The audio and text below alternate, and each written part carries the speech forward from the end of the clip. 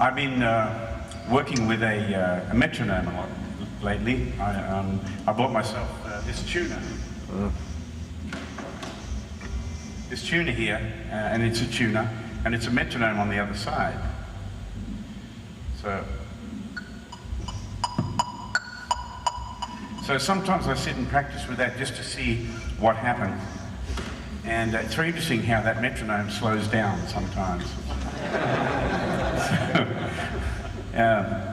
So I'm always trying to be conscious of my time and my groove. You know, one of the best things that I've learned in my life is to record myself and have a listen and see how I sound and what goes on, you know. And sometimes when you're playing, you're so focused on your playing that, you know, it's hard to remember everything and to listen objectively and make sure that everything is in time and there are no kind of bumps in the road. You know, when I learn a song, all the parts that are really difficult, I make sure I practice a lot to keep that smoothness going. And people who don't do that, you hear when they're playing the song that the hard part's coming up because you see them getting all twitchy, and then they kind of skip over it because it's too hard, instead of taking time to make sure that everything about the arrangement is taken care of.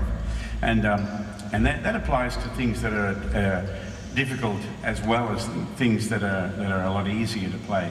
And it's all about just getting the feeling right with the music, because music's all about feeling. It's about emotion and groove and things that move us inside.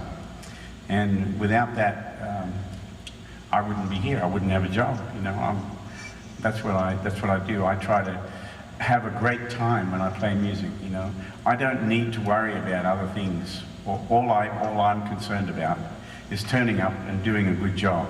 If I can play well, I can satisfy myself because I'm hard to please. And so I don't think about anything else when I'm playing. I'm totally 100% into the music, and that's all it takes to satisfy me. But if I do a good job and you all leave feeling great and have had a good experience, then, you know, I can't ask for better than that. You know, I could ask for several more thousand people, but you know, that's not always important either. You know, I was at a camp in Ohio teaching for 3 days, and I did 2 concerts while I was there. But I'm sitting in a room with 10 guys who really want to be better players. Some of them could barely play anything at all, and some of them were playing some of my tunes and struggling with everything. And as I'm sitting there, this thought came into my mind. You know, I'm sitting out in the country there with 10 guys, and I thought, this is really important. What's going on here is really important. It's important to me, and it's important to them. And then anybody who would say, well, you're not getting paid enough, or you're spending too much time, you need to make your time more valuable, blah, blah, blah. You could have people telling you that. But my instinct was that this is really important right now. And so I always try to keep my focus on what I'm here to do, you know. And I have a gift that does something for people. When I play, something good happens to other people who hear it, and so that's why I'm here. And I've always known that. So I've always stuck with my gut instinct and my feelings about the reasons why I like to play. I love to play, but I love to play for you more than anything. I like to enjoy my own playing, but what inspires me is to play for you.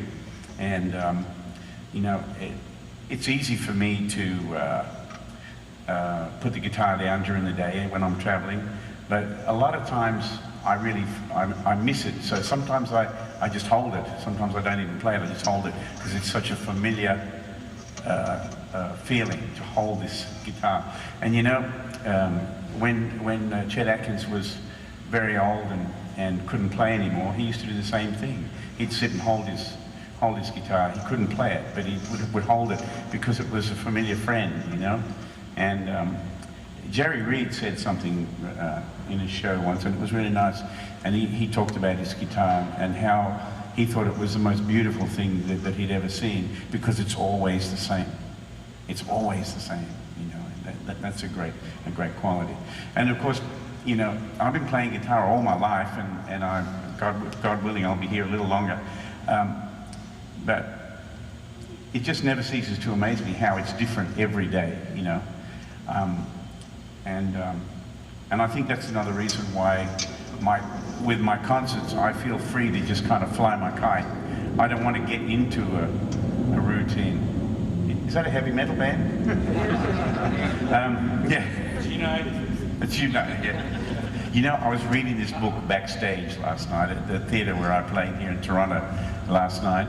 There was one of those heavy metal, death metal magazines there, right? And in one of the interviews, the guy in the guitar, one of the guitar players in the band said, "Yeah, we really hate our fans." Wow. That's a strange statement, isn't it?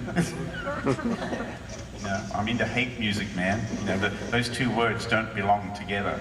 Hate and music do not belong together. Oh dear. But anyway, yeah, the thing that keeps it kind of fresh for me is that I always go out with the attitude of, let's see what we can do now. How far can I fly my kite? How far out on the end of the limb can I get before the limb breaks? And sometimes I can go a long way out there. Other times, I don't know. It's you go out with the best intentions, and you feel like a beginner again. You know, it's always different, and I think that's what keeps it interesting and challenging. And but you know, I'm a songwriter, and I've always loved writing songs. I wrote my first song when I was 9 years old, and I didn't realize that I could write a song, because I learned to play the guitar from learning songs. I don't have any theory knowledge as such. I can't read music. I never had lessons. I play everything by ear. I'm making this shit up as I go along, you got it?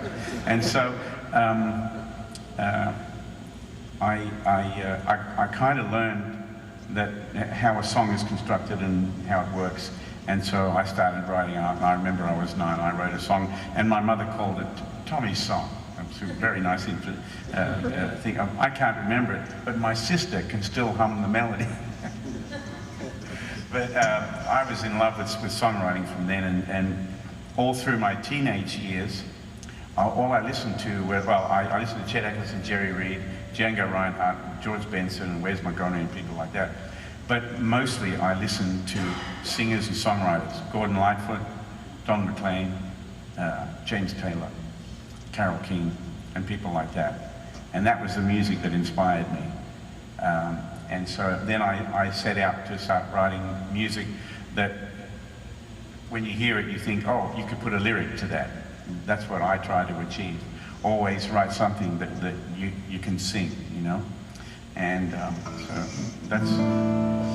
that's how I approach songwriting. I imagine I'm writing a song for somebody to sing.